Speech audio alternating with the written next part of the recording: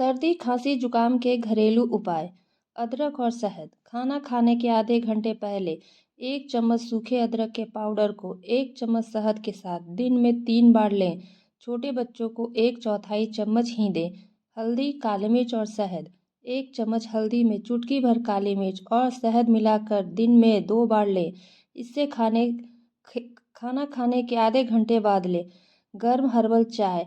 आप दिन में कई बार गर्म हर्बल चाय पी सकते हैं, जैसे तुलसी की चाय, मेथी की चाय, अदरक और पुदीने की चाय, मुलेठी की चाय।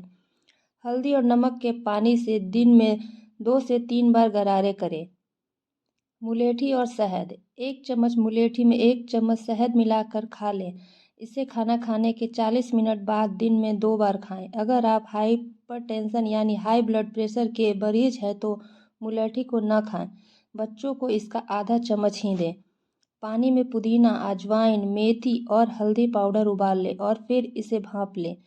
पूरा दिन गुनगुना पानी पीते रहें। नीलगिरी का तेल चुटकी में दूर करे सर्दी खांसी।